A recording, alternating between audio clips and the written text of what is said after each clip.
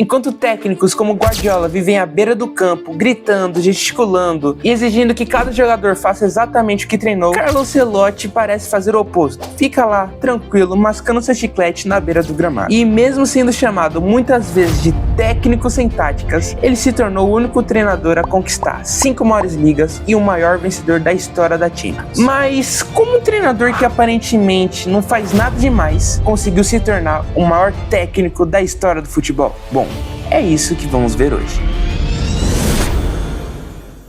Quando se fala dos maiores técnicos da história do futebol, os nomes quase sempre são os mesmos: Sir Alex Ferguson, Pep Guardiola, José Mourinho e até Jürgen Klopp. E se você for parar para pensar, todos eles têm algo em comum: um estilo claro, uma ideia forte, quase como se fosse uma identidade. Guardiola é o filósofo da posse de bola, Mourinho o estrategista de guerra, e já o Klopp o símbolo da pressão sufocante. Mas e o Carleto? E o Ancelotti? Bom, para muitos críticos ele simplesmente não tem um estilo. Dizem que ele só venceu tudo que venceu porque treinou elencos recheados de estrelas, como o Milan lendário de Kaká, Real Madrid de Cristiano Ronaldo, Benzema, Modric de Toni Kroos, ou até o Real Madrid do Vini Júnior.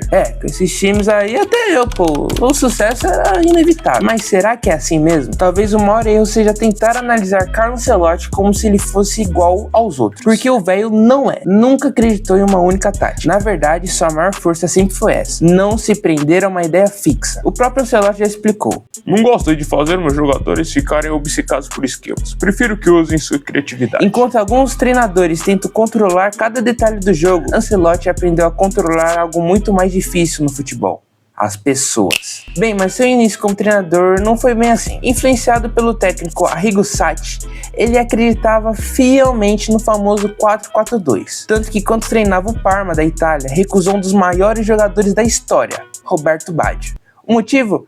Baggio era um camisa 10 clássico, que não se encaixava no esquema tático que ele tanto endeusava. O que aconteceu? Baggio decidiu então ir pro Bologna, e nessa temporada foi artilheiro do campeonato italiano com 22 gols em 30 jogos, sendo até convocado para a Copa de 98. Alguns anos depois, o Carleto admitiu: foi um erro, hoje eu diria a Baggio, venha, e a gente resolve isso aqui. E aparentemente esse erro mudou tudo. Quando treinou a Juventus e teve Zidane, ele entendeu algo fundamental: não é o jogador que deve se adaptar ao sistema, e sim o sistema que deve se adaptar aos jogadores. E ali nascia o pensamento do maior treinador do futebol europeu. No Milan, essa filosofia ganhou cada vez mais forma. Carleto não criou uma tática rígida, ele criou um equilíbrio. Pirlo foi recuado para o volante e virou o cérebro do time. Gattuso fazia o famoso trabalho sujo.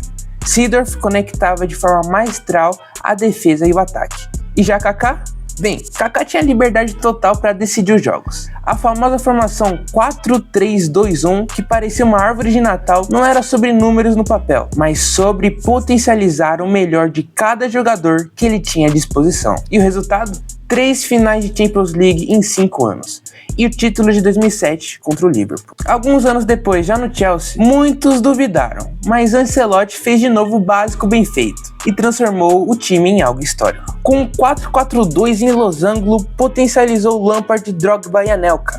Essas soluções táticas do italiano rapidamente deram resultado.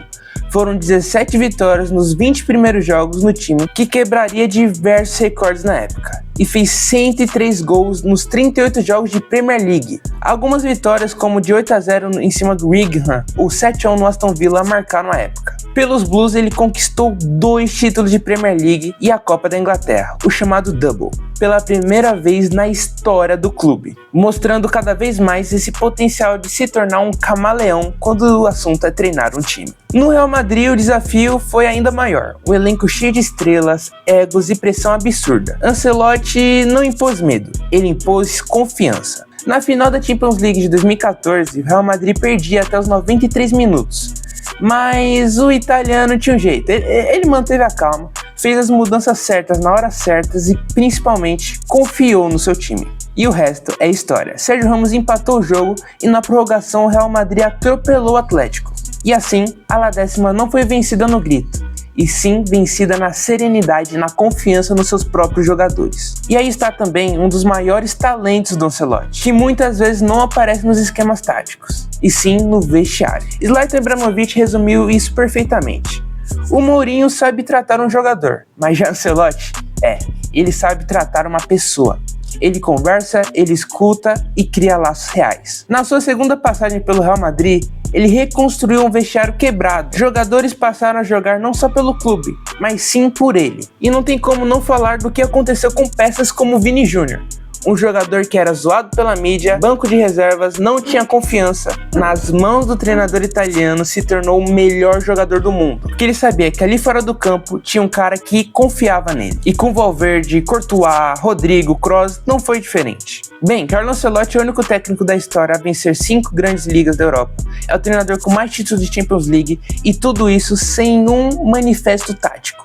Porque sua estratégia nunca foi a prancheta, foi sim o ser humano. E como se tudo isso não fosse suficiente, Carlo Ancelotti agora encara o maior desafio de sua carreira, o comando da maior seleção de todas, a seleção brasileira. Pela primeira vez em décadas, o Brasil aposta em um treinador estrangeiro, não por sua tática, mas por sua capacidade de entender o que o time necessita. Em um elenco historicamente marcado por talento, criatividade, drible e pressão da torcida, Ancelotti representa exatamente o oposto do caos. A calma, a confiança e o equilíbrio. Rumo à Copa do Mundo de 2026, a esperança não está em um esquema revolucionário, mas em algo que o Brasil sempre teve de melhor. Jogadores livres, confiantes e decisivos para fazer o que eles sabem fazer de melhor, que é jogar futebol. E se existe alguém capaz de devolver isso à seleção brasileira, esse alguém é Carlo Ancelotti. Bom, eu sou o Vinofute e já quero pedir para você deixar seu like, se inscrever no canal. E se você gostou desse vídeo, tenho certeza que você vai gostar desse aqui também, hein? Bom, e até a próxima!